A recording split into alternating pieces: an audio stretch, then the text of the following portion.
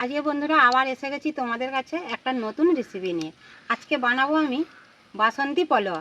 এখানে আমি 300 গ্রাম গোবিন্দভোগের চাল নিয়েছি। আগের থেকে আমি উনান জেলে হাঁড়ি বসিয়ে দিয়ে জলও দিয়ে দিয়েছি। এবার আমি কিভাবে বাসন্তী পোলাও করতে থাকি তোমরা দেখতে থাকো। জল আমার ভালোভাবে গরম হয়ে গেছে। এবার গরম জলের মধ্যে দিয়ে দেবো গোটা গরম মশলা আর কেশর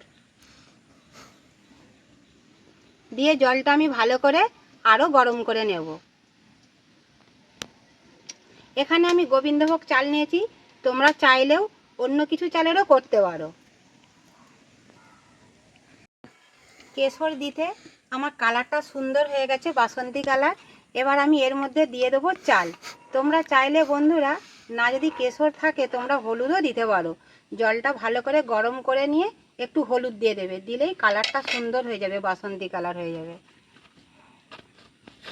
জল আমার ভালোভাবে গরম হয়ে গেছে। এবার আমি চালটা এখন জলের মধ্যে ঢেলে দেবো।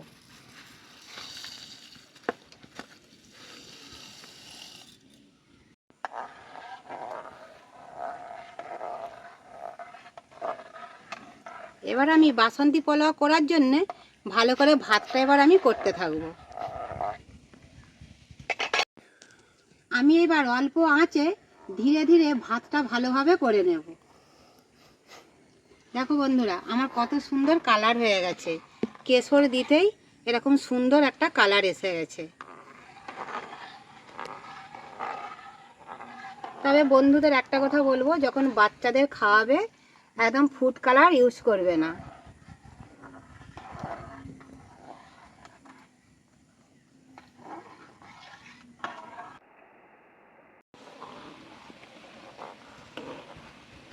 অল্প আঁচে পোলাও করার জন্য আমার ভাত হাফ সেদ্ধ হয়ে গেছে। আরও আমি ভালোভাবে এরকম অল্প আঁচে ভাতটা সেদ্ধ করে নেব।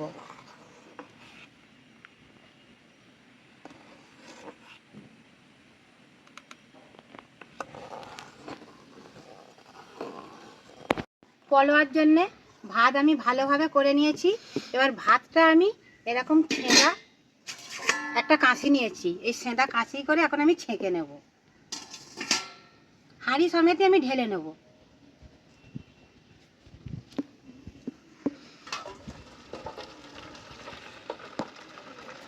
ভাতটা এবার আমি এখন ভালো করে ঢেলে ছেঁকে নেব।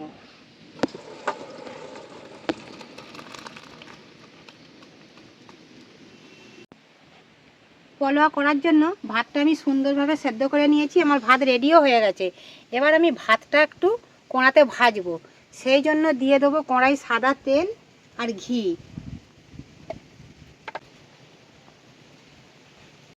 ঘি তেল আমি ভালো করে গরম করে নিয়েছি। এখন ওপর দিয়ে দিয়ে দেবো গোটা তেজপাতা, দিয়ে দেবো কাজু কিশমিশ।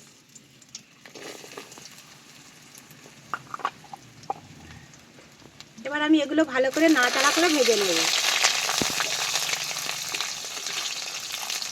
বেশি জাল দেবো না, অল্প আঁচে ভাজবো।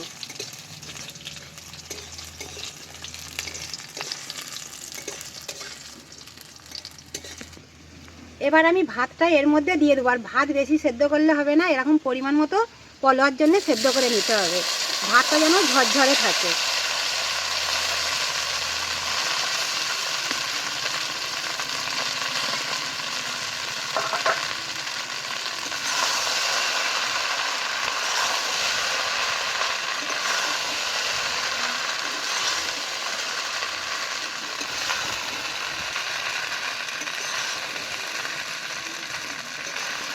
ভাতটা আমি শক্ত শক্তই নামিয়েছিলাম, পোলাওর জন্যে ভাত এরকম ঝরঝরে নামাতে হবে।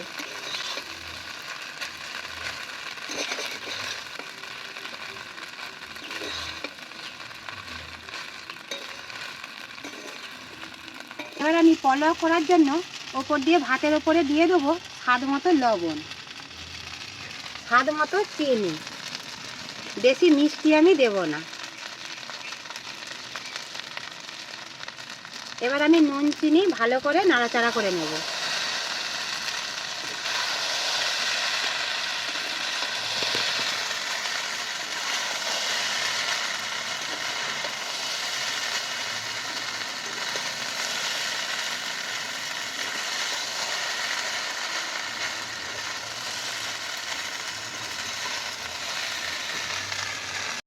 দিয়ে দেবো আরও একটু অল্প করে ঘি।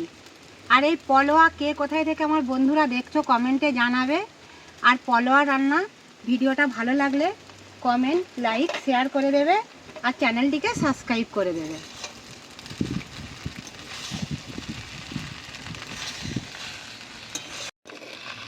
পলোয়া করার জন্য খুব বেশি খুন্তি দিয়ে কড়াই নাড়াচাড়া করলে হবে না, তাহলে ভাতটা ভেঙে যাবে। এরকম আলতো হাতে ভালো করে নাড়াচাড়া করে নিতে হবে। কত সুন্দর ভাতগুলো আমার ঝরঝরে হয়ে আছে পলোয়া।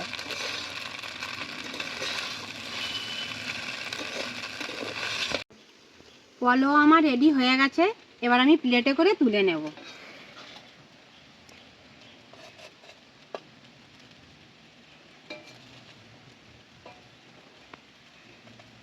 পলোয়া কেমন হয়েছে বন্ধুরা, কে কোথায় থেকে দেখছো কমেন্টে জানাবে। পলোয়া বন্ধুরা আমার হয়ে গেছে, আর পলোয়া কেমন হয়েছে কমেন্টে জানাবে, চ্যানেলটিকে সাবস্ক্রাইব করে দেবে। আর এই রকম পলোয়া বন্ধুরা বর্ষার দিনে চিকেন কষা থাকলে তো আর কোনো কথাই নেই।